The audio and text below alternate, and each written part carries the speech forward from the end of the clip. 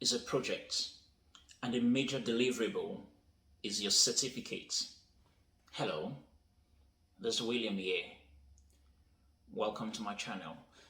Um, I did a video earlier on about how I passed my PMP exam and the lessons learned, the success stories, and the preparation tips generally.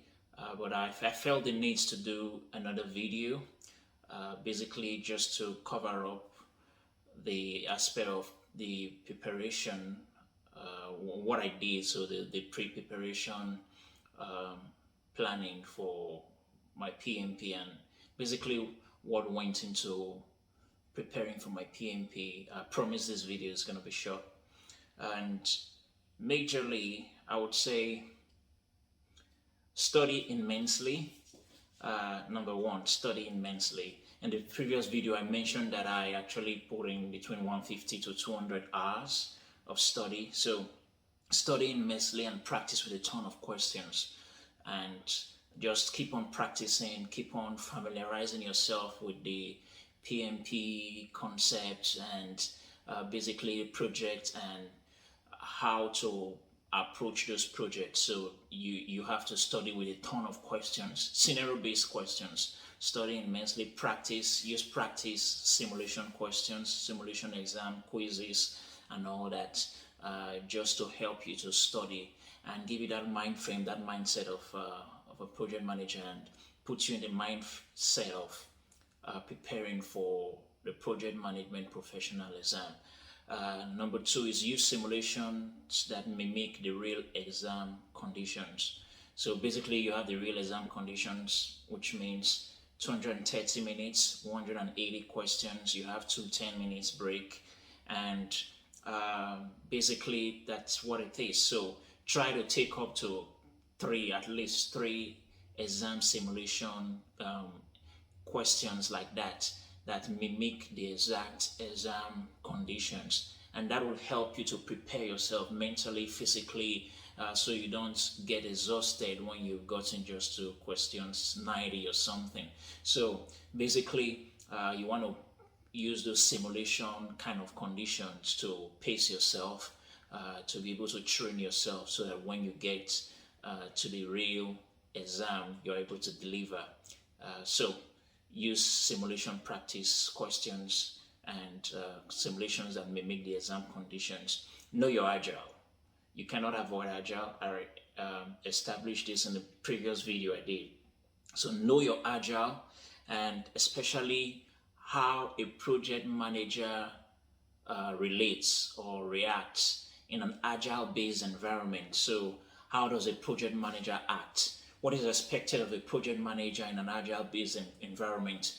What is his relationship with a Scrum Master, with a product owner, with the team members, or if it's something like extreme programming, how does the project manager relate with the programmers? And in all other forms of Agile approaches, what is the role of a project manager? What is he expected to do?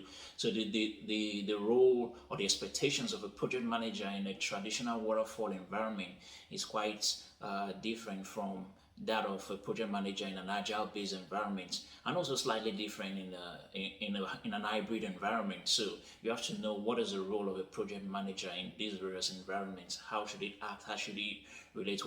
What are the expectations from him or her? Also, I would say use the study strategy and aids that is suitable for you. So we all are different, and people learn in different ways. So there are people that learn when they see something.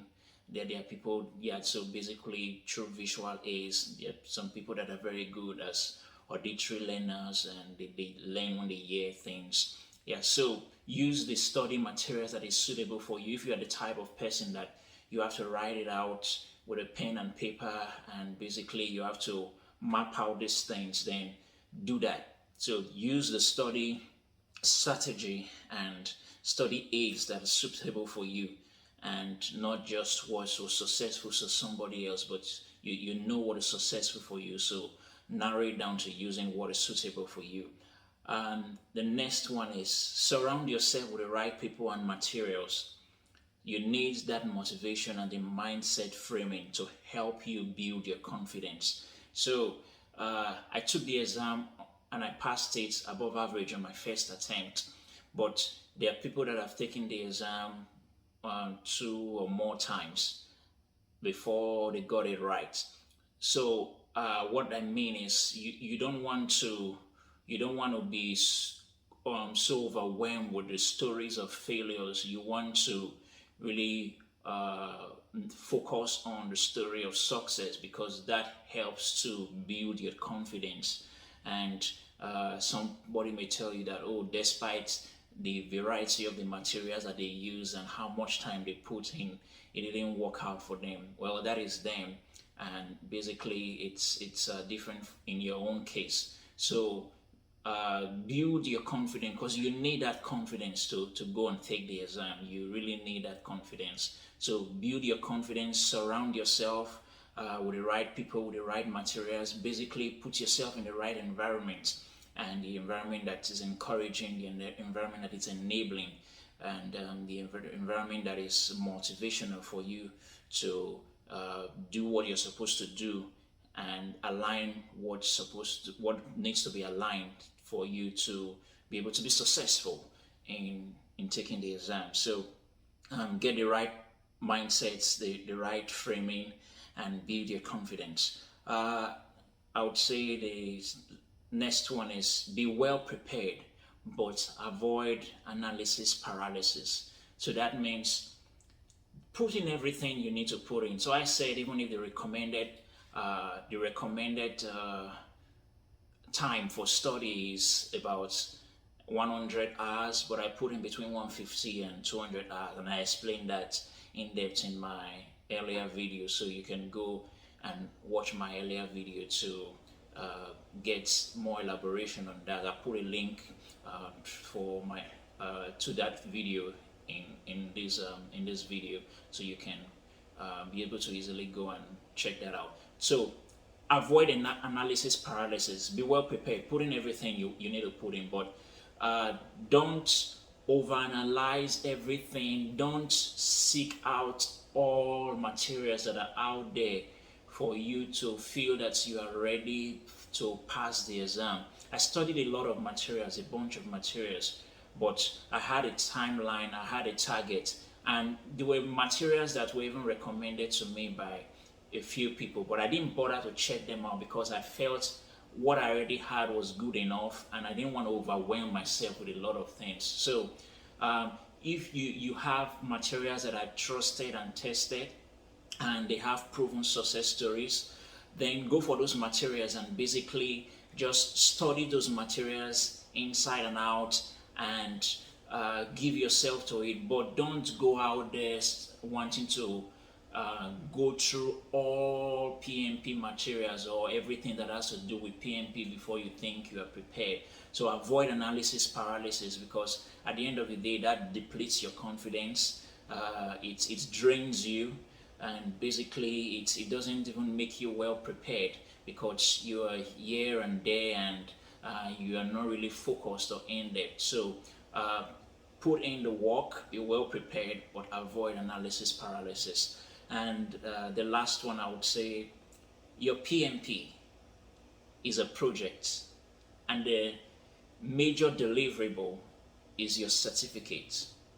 So use that approach and that attitude in preparing for the exam. Understand the overall goals, identify and tackle risks, identify and manage stakeholders, schedule yourself, set milestones, utilize various project management tools and practices, and pass your exam.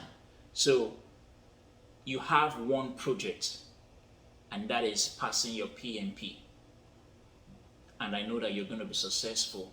So put in everything that is necessary for you to be successful at this project. And I know that the sky is just your starting point.